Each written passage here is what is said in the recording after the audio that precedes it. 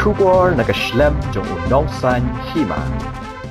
Kajantia Hills Truck Owner Association kan pelong ya ka general meeting ha kalai phuai tarik unailar ha phalau ka office jong ka GHTOA kabadan hatuber taknyang ha ka por sipo siteng menstam kimat manya kren kilong ka membership form jong ka GHTOA ban pendap ya ki membership form ban penthamai ni renew ya ki member barem kum juru ya ki bathamai bat banya keren hakabai day bat ka loading cement clinker bat kiwei u president ka GHTOA uma Biangshwa Shela baru general secretary Harpidiu Suyam kila karpa dia baro kitrai trok bakin wan klempep syaka jingyalang khenang baki kam kinong ki bayat bet ya renti bat ban shim ya karai da ka jing menjur lang baro kitrai trok ki badan hapo kalama GHTOA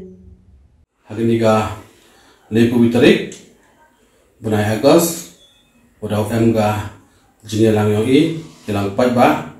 hitai ha tubiar taknyang ipor manigan nila cipau citeng itau unir orang tubiar taknyang tujuk peman ting pai ba ile kepor dekat dekat teh khod di gila kicor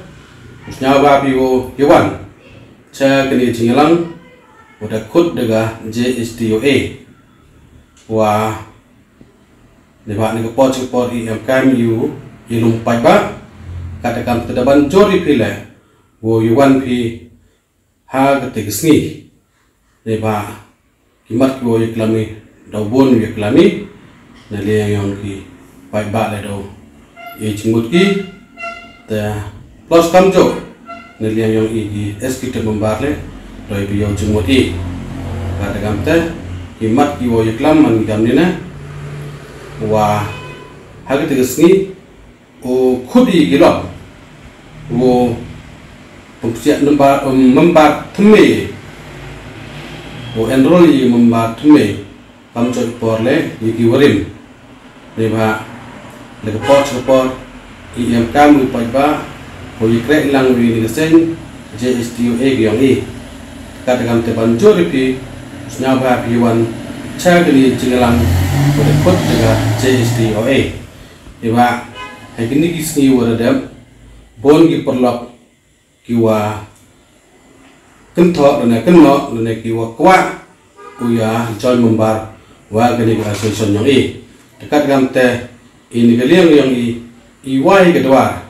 ko yuksiak membar ki ni kepor iba ile MKM pi uy krek lang Genu ikam wagasen dawa bibi da kemat kuar kalau jing tuncia ini daerah pelek gini kubor spread ko cuak cenin nang kilap ijar para bobot trong yo tip ki wa kide gimat wo yaklam da ko ar ni por haji to oga kit kaba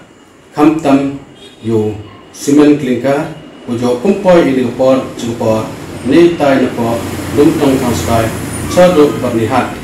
kadang teh kelipor banjor biang itu wah coba api